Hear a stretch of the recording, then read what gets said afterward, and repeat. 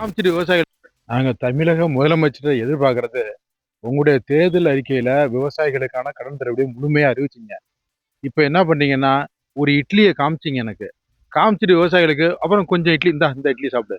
அப்புறம் இன்னும் கொஞ்சோண்டு புட்டு பிட்டு பிட்டா இந்த கொஞ்சம் கொஞ்சம் இட்லியா குடுக்குற மாரி முதல்ல வந்து 25,000 அப்புறம் 50,000 75,000 இப்ப நீங்க அறிவிச்சிருக்கிறது கிட்டத்தட்ட 1,00,000 கடன் வாங்குனவங்களுக்கு 75,000 தள்ளுபடி. 1,00,000க்கு மேல வாங்குனவங்களுக்கு 35,000 தள்ளுபடி. இது என்னங்க ஏமாத்துறீங்க? நீங்க ஒரு முழு இட்லிய காமிச்சு எனக்கு ஆசைய காமிச்சுட்டீங்க. அப்புறம் துக்குநூண்டு துக்குநூண்டா குடுத்தா நாங்க என்னங்க பண்ணுவோம் நாங்க? நாங்க கேட்கறது தமிழக முதலமைச்சர் அவர்களே, நீங்க உங்க தேர்தல் வாக்குறுதிய நிறைவேத்துங்க. நீங்க கடன முழுமையா தள்ளுபடி பண்ணுங்க. அதனால ஒண்ணும் குடிமொழிவு விடாது. அரசாங்கம் ஒண்ணும் திவால் ஆவாது.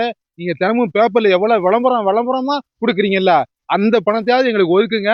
நாங்க இந்த அரசாங்கத்த பொறுத்தவரைக்கும், நாங்க புதுசாலாம் போராட்டம் நடத்தி கொடி பிடிக்கல. நீங்க சொன்னத நிறைவேத்துங்க. விவசாயிகளுடைய கடன உங்க தேர்தல் வாக்குறுதிப்படி தள்ளுபடி பண்ணுங்க. இல்லன்னா எங்கள திருப்பி திருப்பி போராட்டத்துக்கு நடு தெருவுல தள்ளாதீங்க. ஏற்கனவே வெயில் காயுது, குருவை இல்ல, சம்பா இல்ல. எங்கள ஜெயில்ல அடைக்கிற அளவுக்கு பண்ணிடாதீங்க.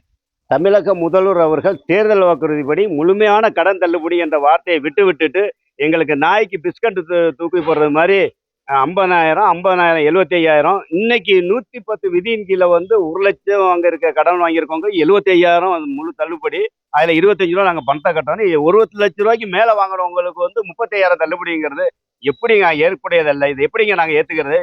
தமிழ்நாட்டுல எந்த ஒரு முதலமைச்சரும் இது மாதிரி ஒரு அறிவிப்பு அறிவிச்சதுன்னா இதே போல 3 வாட்டி 4 வாட்டி அறிவிச்சு மறுபடியும் நாங்க வந்து ஒரு திட்டமே இந்த மாதிரி அறிவிச்ச மாதிரி எந்த முதலமைச்சரும் கிடையாது. ஆனா நான் வந்து ஒரு விவசாயிகள் மகனாக பிறக்க வேண்டும்னு சொன்னீங்க. எங்களை போல விவசாய மகனா நீங்க பிறந்திருந்தீங்கன்னா அதோட கஷ்டம் உங்களுக்கு தெரிஞ்சிருக்கும். அது வார்த்தைக்கு நீங்க பயன்படுத்துறீங்க. இன்னைக்கு நாங்க விவசாயிகள் எல்லாம் நடுத்தெருவுல நிக்கிறோம். அதனால இது என்றைக்கும் பலிக்காது.